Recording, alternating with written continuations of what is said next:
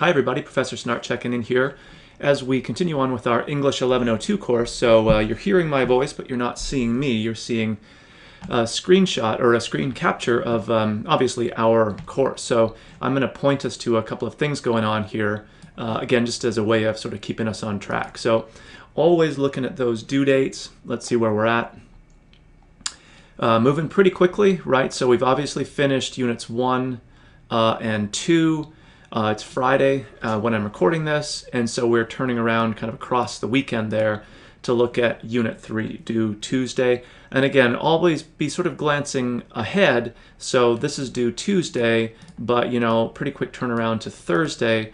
So maybe you don't start the work necessarily for this other unit. I'm not really suggesting people jump too far ahead, but if there's readings to be done or other assignments that you can begin looking at or thinking about, so you're not just jumping into the unit a day before it's due and then trying to piece it all together. So you can sort of take that big picture, but of course we don't want to get lost in trying to jump ahead, so it obviously defeats the purpose. So we can glance ahead, but your focus is always clearly getting this stuff done. And so one of the things that I've noticed, and I kind of noticed this in online classes generally, but is worth maybe making a little specific remark on here early on for our class, is that it seems like there's a number of people who I know are finding the work. So navigating the course isn't a problem, but they will, let's say, go into unit, I'll use 2 as an example. So there's all this stuff, right? Quizzes, readings, etc., the major assignment, the discussion board. And so I know you found this because you'll do your own post, but then you forget to respond. And in this case, it's responding to 2. I've got it highlighted. My screen capture isn't quite that low, but you can go into the unit and see where that is. So people are doing like their post or their post in 1 reply. So I know you're finding the assignment and people are doing it correctly, but they're not fulfilling the entire requirement of the assignment. So you're only getting a portion of those points. I think this one was out of 30 if I remember right. Most of the units, I think I tried to keep out of 50 generally. So some discussion boards are worth more or less depending on sort of what else is going on in the unit. But it's good to review maybe the grading guidelines and that kind of thing. And so the general point is obviously to, when you are, you're successfully navigating the course, so that's not really a barrier anymore. But when you get to the assignment, be sure you read it carefully and be sure you plan out your time so that you're fulfilling the entirety of the assignment, not just half or not just a part of it. And so the other thing is really more of a grading thing. It's important to think of the grades in terms of just their point value. So our entire course, and you can check the grading guidelines to get a sort of picture of this, our entire course is out of 1,000. So if you got, let's say 8 out of 10 on a quiz, if your mind, and sometimes students, we just do this, you think, okay, 8 out of 10, that's like 80%, that's like barely a B I got on the quiz. So it feels like you did not as well as you'd want to do. You want to get an A, you want to get all those points. But if you start doing all those calculations, it feels like you keep getting these like, oh, I'm barely getting a B. Oh, I barely got a B on this discussion board just because I forgot to do 1 reply and all that kind of stuff. It feels like you're doing much worse than you actually are. So the points are assigned to various assignments to, I just repeated myself unintentionally. The points are divvied up, to reflect the relative weight. So if our course is out of 1,000, right, and a quiz is out of 10, or a discussion board is out of 30, that's really not a lot of points overall. But if you calculate as percentage and then think in terms of like a letter grade, it'll always feel like, oh, you lost 2 points, but you barely got a B. It just doesn't quite work that way. So always think just in terms of points.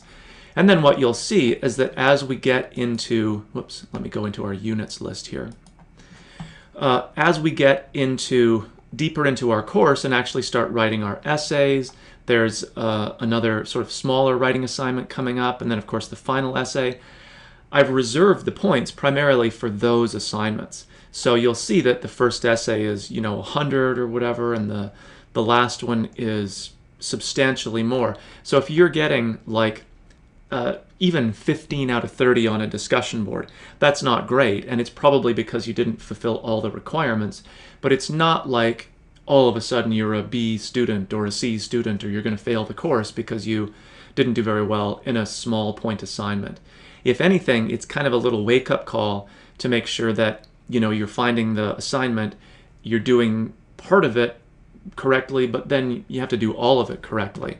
So always think in terms of points, not a percentage, and certainly not a letter grade. That won't accurately reflect really the weighting of the material throughout what we're doing and how well you're doing.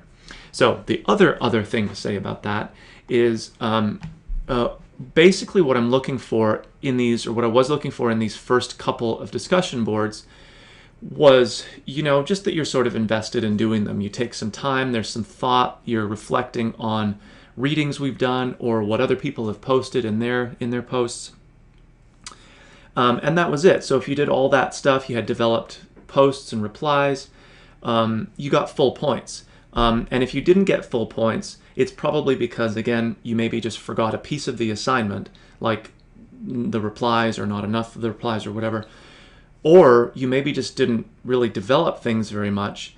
And you can always look through the discussion board and look at other posts. And if you realize that your reply of like a sentence, hold that up against some of the other replies you can find in there that are really well-articulated paragraphs, again, that's probably a couple point difference. Points, remember, don't go calculating into a percentage and a letter grade and all that kind of stuff. But I haven't been grading for, grammatical stuff or syntactical or spelling or MLA citation, unless the grammar is so bad, but I haven't seen that yet. So because the discussion board really isn't the assessment place to look for those things. We'll obviously look for those in the essay where you have more time to develop it. You're really focused more on writing, revising, editing, whereas in a discussion board, you're more kind of trying to discuss, just like you would converse in a classroom. I'd never grade someone on how often they say or sort of misspeak a little bit. Which is good, right? Because the discussion boards are much more sort of free-flowing that way. But it's also important to remember that what you can sort of get away with in a discussion board in terms of, I guess we could call it sloppy writing, but it's just more conversational, right? It's informal. Obviously, don't get full points in something like that, and then we get down to an essay and think, well, I did great on the discussion board writing in this format, so I'll just do it again here. Clearly, we'll be looking for that much more formal, polished academic tone. So that informal conversational is great for discussion boards. In fact, it's probably preferable than something overly formal and kind of rigid. But obviously be aware of your writing situation. A discussion board is going to be very different than that formal essay or a couple of essays that we get into. Okay, so that's some stuff on grading. We move into Unit 3, which is, I think, pound for pound, one of the most important units we've got. It's divided into a set of folders here, so obviously make sure you're working through material in all of the folders. Don't get sort of buried in one and forget about the others, or certainly, like I said before, don't skip to the assignment and then try to work your way backwards. It's actually less efficient, not more efficient. And so the basic principle that we'll be looking at here, and you'll see there's a nice little video that pops up, at least it should pop up, if your browser is set with particular security settings that aren't allowing, like this is a YouTube, it's posted through YouTube. It's my video, but it's streamed through YouTube. If your browser's set up to disable that content, and you see something like, the following provides a video version, etc., but you don't actually see a video, we have to fix that. That's a problem. So you need to watch the video. So just get in touch with me right away. If you ever see something that says, look at the slideshow or watch the video or listen to the audio or, whatever, and you get the sense that there should be something there, but there isn't, you got to let me know. I can probably fix it on my end or help you sort of technically, with something on your end to get it to work. So the idea that's elaborated in the video here, and again, just in these images and text here, is kind of how general and specific statements relate to each other in the big picture, like an essay, but also in that smaller picture, body paragraphs within an essay. So I'm not going to go through and kind of rehearse it all here. It's already laid out, I think, pretty well in video form, and then it kind of walks you through again here with a few examples. And it's important to really keep in mind that once you do get to the assignment piece of this unit, what I'm looking for in this assignment is the application of that shape of a paragraph idea.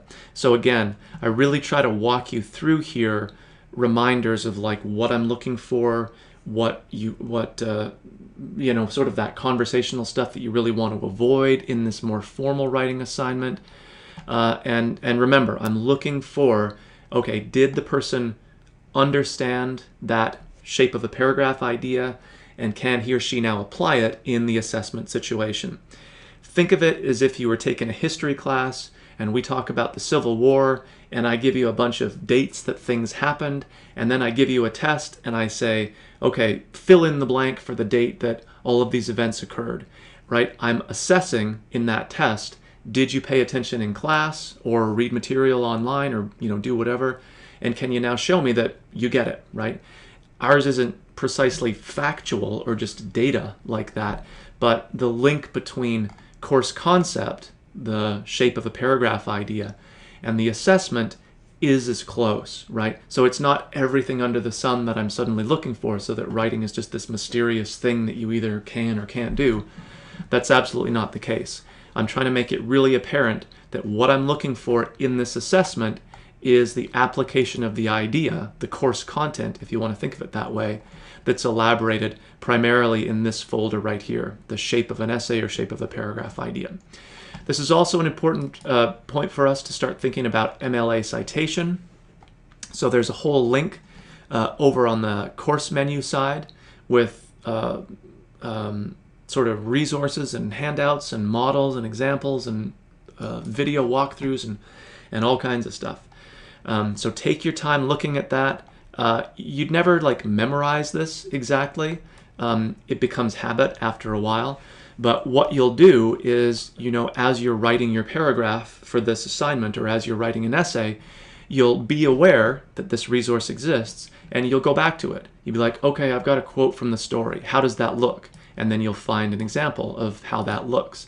So it's not something that you necessarily commit to memory right away. Like I said, it becomes kind of habit after a while. But you just look. You look at how it's set up. You look at the punctuation, where the period goes, how the parenthetical part goes. You know, you're just following the example. So again, not to make it too boring or mechanical, but you're just following the model, right? So I'm trying to make the assessment part as clearly connected to course content as possible. Here's what I'm looking for. Did you look at the content? Can you now apply it in an assessment situation? Yes or no? Check mark or, well, not check mark. Okay, you get it. Alrighty, so we keep moving through pretty quickly here. Really important to, you know, keep on top of things. And as always, if you have questions, concerns, anything going on, be in touch with me. Have a great weekend.